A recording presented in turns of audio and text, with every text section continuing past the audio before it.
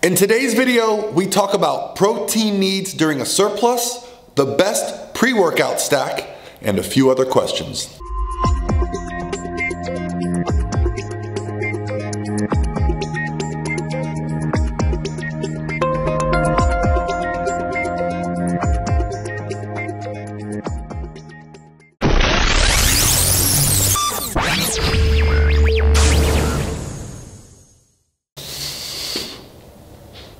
Hey guys, what's going on? This is Paul Ravella from ProPhysique.com, and I'm here on Friday with my 5th video in 5 days answering questions that you guys asked me on my Instagram post from Sunday.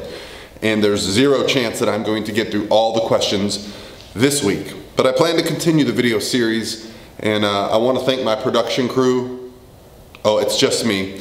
So getting through these videos, it's time consuming. But I will say this, when you commit to doing something that you don't have time for, you become more efficient at it. So I've gotten a lot better at putting these videos together, setting aside time, and also just getting more efficient at the process of editing the video, uploading the video, all of these things. And so if you guys are worried that you don't have time to complete a task, or worried about adding something to your schedule, just do it.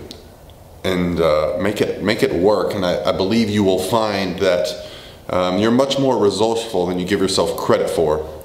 Sorry for the motivational talk today, but it's something that's personal to me because I often find myself doubting that I'll be able to do things and get things done. You know, like when I went back to school and you know all the things that have been going on in my life.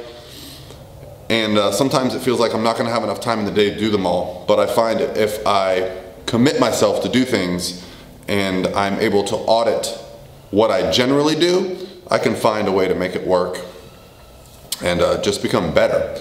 And so with that said, let's go ahead and get started on today's questions. I'm going to try to get through a few, and hopefully you guys have enjoyed the last 4 days videos. If you're watching this first video and haven't watched the rest of them, then be sure to go click through the rest of the videos for the week, and there'll be a lot of answers and questions in there for you guys.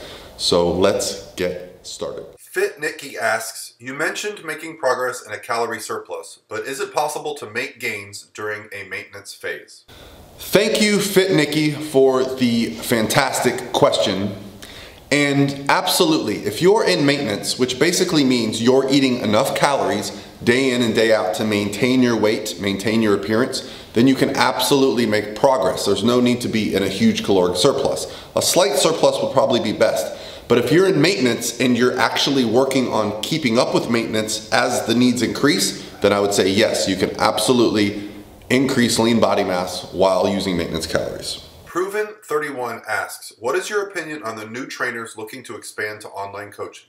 Specifically, some say be a trainer for X amount of time, others say just get into it. What are your thoughts? Proven31, thank you for the question, and it's a good question, and I think it's a very common trend right now. You know, people are very interested in expanding their businesses online.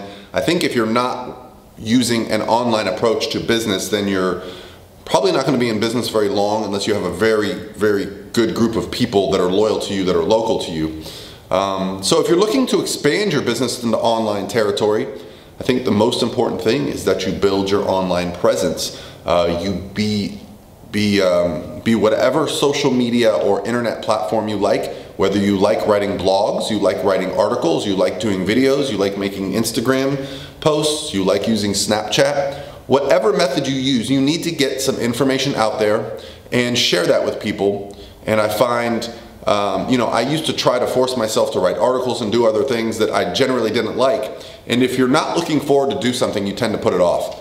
The things that I enjoy doing, YouTube, Instagram, a little bit of Snapchat, Facebook, these things I find they're much easier for me to be consistent with. Much like diet and training, you want to put yourself in a position where you're able to be consistent because you're enjoying the process. If you constantly are trying to do things that you despise, then you're likely going to find reasons not to do them. So if you're looking to expand online coaching, most importantly, you need a website. You need to let people know that's your goal. People are going to perceive you as you perceive yourself. So if you just make one post on Facebook and say, hey, I'm doing online coaching now, No one's really going to take that seriously. You need to have an online presence. Steve-O asks, during a caloric surplus and working to put on quality mass, should your protein increase with your carbs as you get bigger?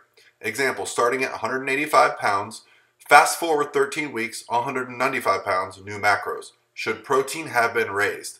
Will more protein produce more muscle? Steve-O, this is a great question, and this is something I used to believe in the past when I was younger, that more protein meant more gains. But as I've learned more about nutrition, I don't feel that you need to be increasing your protein at a high rate as you do your carbohydrates and fats. Carbohydrates have a greater impact on performance, recovery. They're more specifically used for performance and recovery in the gym and training. Protein requirements, there is a maxing out of the anabolic response you're gonna get to protein. There's a lot of videos by Lane Norton discussing just what that is, how leucine threshold matters, how you should be dosing protein. But if you're getting well above a gram per pound of protein per day and they're high quality sources, then you're likely going to be in a great place as long as you're breaking those meals up appropriately. So I would say you're doing the right thing by increasing carbohydrates and fat as your focus right now. Brownies and Barbells asks, having hip impingement during squats, do you recommend working with lighter loads or staying away from the quad exercise? Brownies and Barbells, fantastic question. I am not qualified to answer it. I am not a physical therapist, and if you're having hip issues, any type of pain like that, I would find a high quality physical therapist in your area that can work with you one-on-one and go over the issue. I myself have had some hip issues. Most of it came down to the fact that I was sitting at a desk all day and then going to the gym and trying to lift, and I had shortened hip flexors and some things like that going on. And once you start correct that, but I would not want to give you advice. Do not listen to me. Kelly Starrett is one of my favorite resources. He has some great mobility videos on the internet. There's a website that my friend uses called ROMWOD, ROMWOD.com, which has like daily mobility stuff. So there's some great resources out there. I am just not one of them. Natural Bodybuilder Ray asks, what do you recommend to stack with @Core Nutritionals Fury? Natural Bodybuilder Ray, thank you for the awesome question, and I get to talk about my Core Nutritionals homies. So Doug Miller, this is for you. So he wants to know about stacking things with Fury. Fury, for those that aren't aware, is the Core Nutritionals pre-workout. Fury Extreme is the best one.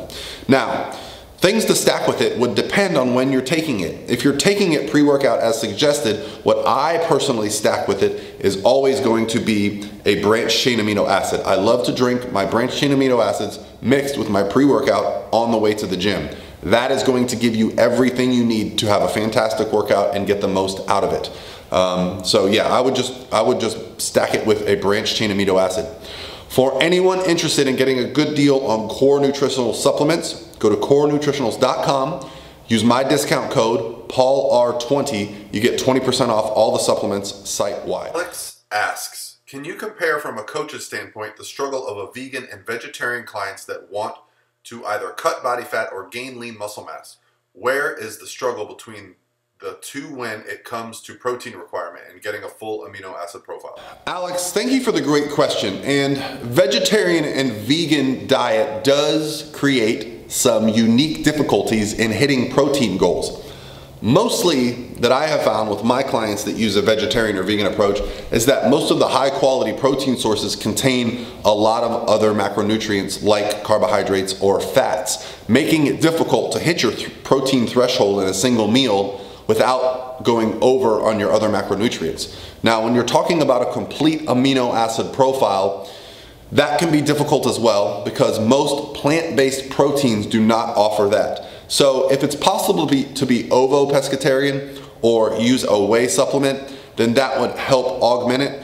But as far as being with vegan or vegetarian, you might just have to live with the difficulties because that's a moral and ethical decision to use those products. And so it's going to create some unique differences in your nutrition profile.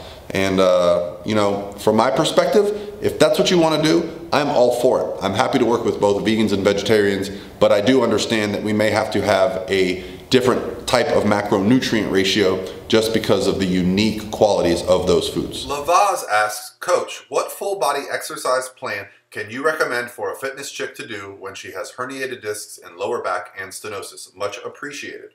Trying to get back to competition body, but not competing. I know, tough question, but I am back in the gym.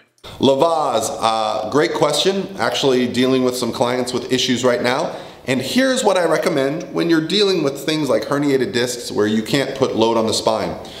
Look up something called German volume training. So basically the premise is that you're gonna do a lot of volume in a short amount of time. You have to use low load and you do short rest. So you get a lot of volume and intensity in a short amount of time. So when you have back issues and you're trying to train the lower body, you have to stick to things like leg extensions, leg curls, things where you're not doing spinal loading. And then you can do some intensity techniques like German volume, like more frequency. Since you're not able to get the same amount of intensity in a single session, you could possibly do more sessions to get your volume in spread out and still stay safe. Carly asks, I became intolerant to all dairy and egg whites during my last prep. Is this common? Is there a way to reverse this? Do you think I had anything to do with the diet? I was on a set meal plan or just my body changing? Carly, great question, and it also relates to myself because I too, during my first contest prep, became lactose intolerant. As I learned, your body has digestive enzymes. These enzymes are things that are used over and over to break down food to help you digest them properly.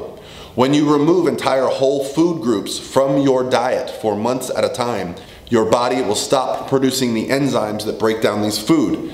Is it reversible? Yes. However, I would, instead of running into this problem, I would suggest that you be more inclusive in your diet during the contest prep. I have learned this and I have been able to incorporate keeping lactose in throughout the diet with low-fat cheeses and things like that that are a bit more calorie friendly. I didn't remove lactose from my diet for any specific reason. It just didn't fit when I was using whole milk and things like that. When you learn to flexible diet and you learn to use calorie friendly foods, things that are low fat, low carb, you can incorporate more variety into your diet. So instead of an exclusive diet where you're using the same meal plan for a few months at a time, try to be more inclusive. This will help you with long-term health and also coming out of contest prep so that you're not dealing with these digestive issues. One thing you can do is purchase some digestive enzymes, purchase some lactate. Things like this will help you ramp up your production of digestive enzymes and get you back to eating those foods again. You'll probably want to introduce them slowly. If you have a lactose issue, I wouldn't suggest eating a whole pizza. You might just try having some low-fat cheese a couple times a day and see how you respond, see if you get bloating, gas, discomfort, any of those things, and it should resolve itself slowly over time.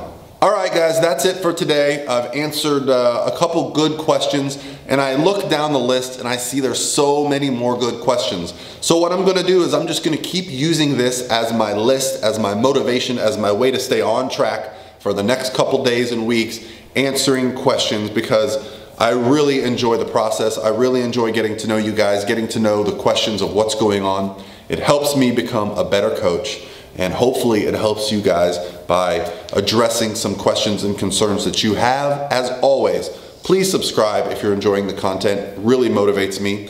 Please go down below, leave me a comment, whether you like something, dislike something, have a question. I'd love to get feedback from you guys. That's my priority here.